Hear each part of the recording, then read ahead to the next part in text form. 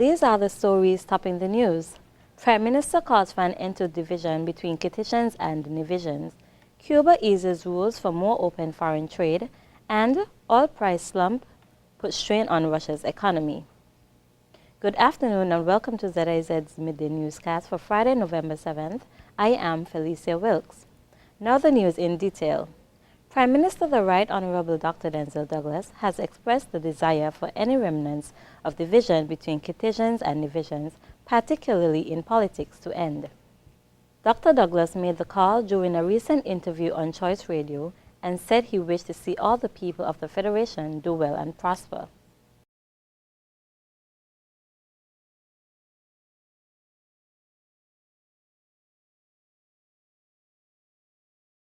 Dr. Terence Chu was among the panelists on the most recent edition of ZIZ's The Roundtable, which discussed diabetes in the Federation. During his discourse, Dr. Chu said while diabetes is a very serious disease, it is not a death sentence. But I think you can lead a normal life. I think you have to understand and learn very quickly well about your disease. Do not allow your disease to define you. You're a person who have a condition that needs control, and it does not have to define you or limit you. So what you want to do is educate yourself as much as possible. And then after that, you can go out and lead a life. You can exercise, eat properly, eat how you're supposed to eat, and make sure that your sugar is under control and you're following your regimen that your doctor gives you. In regional news, Cuba needs foreign investment to stimulate its economy, but not everyone sees it as a place for open business. Now the communist government may be trying to change some rules to open its market. We hear more in this report. Cuba has no problem selling the things it's known for. Cigars and rum, to name just two. But the government recently passed a foreign investment law designed to sell more and open its tightly state-controlled economy to foreign investment. To achieve the results we need in a country of just 11 million, we need to make the decision-making process to work. It's important that we grow between 5 and 7% a year. The population expects results, and investment is the only way to get them. A multi-million-dollar free trade zone being built at the Midday port west of Havana needs to entice foreign companies.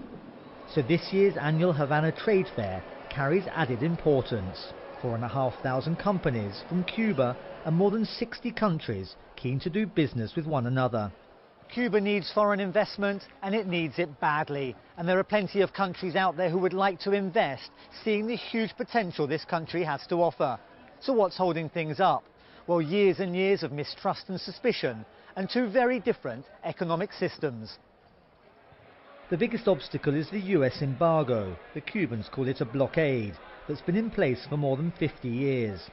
Although the US companies exhibiting here feel its days are numbered.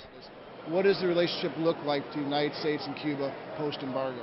They're positioning to take advantage of a market they've been denied access to since 1959. One of the things that we as a company are looking at is free trade in order to eliminate the blockage and try to do business together. The greatest interest comes from Cuba's former colonial rulers, Spain, confident that they too can overcome the obstacles. They've been clarifying many of the rules that until now were not clear, so now is a good time to come here and invest. For over 23 years, Baron Foods in St. Lucia has produced savory condiments, quickly becoming a global leader in the agro-processing industry. We hear more in this report. Popular condiment manufacturer Baron Foods is collaborating with the Ministry of Agriculture, the Inter-American Institute for Cooperation on Agriculture, and the Caribbean Agriculture Research and Development Institute to conduct a production system sensitization workshop at the Baron Foods headquarters in Vieux Fort. During the three-day workshop, a technical team conducted site visits on the farms of the pepper suppliers to gauge their methods of crop cultivation. The CEO of Baron Foods says the goal of this partnership is to forge stronger ties between farmers and the company, therefore enabling the farmers to increase crop yields and the sales of Baron's hot pepper sauce. The time has reached where we have to concentrate on our energies in building the synergies between ourselves and the farmers for long-term sustenance. It's very, very important that we impart knowledge to the farmers as to how to utilize their fields for maximum production. And we want them to sustain this throughout the year. During the 3-day workshop, Cardi, Barron Foods and the Hot Pepper Cluster Group will identify areas of improvement. The country representative for the Caribbean Agriculture Research and Development Institute says this can be achieved through the collaborative efforts of Cardi, Barron Foods and the hot pepper suppliers. Now, Cardi's role also is to monitor these farmers in the field to ensure that they adopt the practices which is being taught during this workshop here over the last 3 days. What we have realized that the farmers are also interested in the export market too. Apart from producing peppers for processing in Barron, they want to get involved in the export market. So my role as a post-harvest specialist or technologist is to train them in how you handle the fresh produce. Internationally, analysts have warned that the current oil price slump could push Russia into a recession next year. The government has been spending billions to prop up the economy and its currency, draining its dollar's reserve. Down, down, down. Each new day seems to bring a record low in the ruble's continuing slide. Where it will stop, no one really knows yet, but so far this year, Russia's currency has plunged 25% against the dollar, and recently the central bank's been spending up to $2.5 billion a day to prop the ruble up, but no longer. Now, the Russian central bank stays out of the currency markets, providing the value of the ruble stays within a certain playing field. If it falls outside of that playing field, then out comes the central bank's wallet and it spends $350 million to get the ruble back where it wants it. Now, though, it's limiting its interventions to 1 per day, allowing market forces to take their toll. For ordinary Russians, though, this is no game. Prices have really gone up. You can see it in the shops. And also it's impossible to travel abroad when currency costs so much. But I hope it's going to get better by the new year. I can't believe that they can cheat us this way. I don't know what to expect in the future. How badly the ruble will keep falling.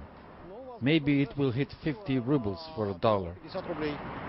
The central bank's move surprised many, but is basically an attempt to slow the hemorrhage of foreign currency reserves and make it harder for speculators to gain what was a predictable system. But it can't change the fundamentals: Western sanctions, geopolitical uncertainty, and bad news for Russia's main export. We've seen very rapid and extreme drop in oil prices globally, so they just needed to react somehow. Because I guess that Russian government is targeting oil prices in rubles, so we need to use the ruble as an instrument to balance budget. As efforts to halt the spread of the Ebola virus in West Africa continued, the BBC's Andrew Harding spent a day with a female body collector. We hear more in this report. Mariatu Kagbo always wanted to be a nurse. Her family is quietly proud of the way she's finally following her heart. For the past fortnight, early each morning, she's set off to work, squeezing into the public buses so many now fear might spread Ebola.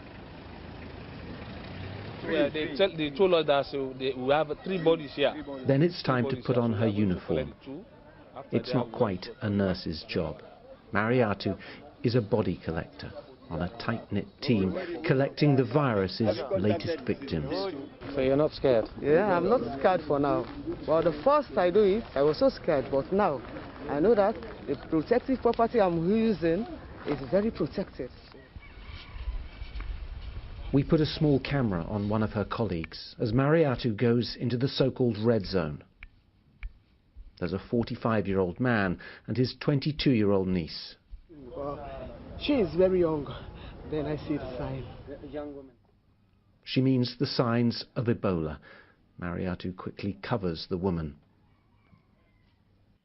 So that is why I will first enter, that if I meet the person is on cover, I will attend them quickly before the men come inside. So you covered the woman? Yes, I covered to give her the some woman. dignity? Yes. Do you have bad dreams about this? Yes. Every time I see Ebola patients, when I go home and I sleep, I will get the image of that person that I'm seeing. And you have nightmares? Yes, and I have nightmares. The team moves on. The pace really is relentless. We've moved on to a new site, and once again, Mariatu and her colleagues are going through the same routine. They're getting their suits on, their gloves. It's slow, hot work, and they're going to do this 5, maybe 6 times more today. And for this, they get paid about £9 a day. And now the weather. The skies today will be partly cloudy along with intermittent showers. Temperatures will reach a high of 30 degrees and a low of 25 degrees. Sunset this evening will be at approximately 5:38 p.m.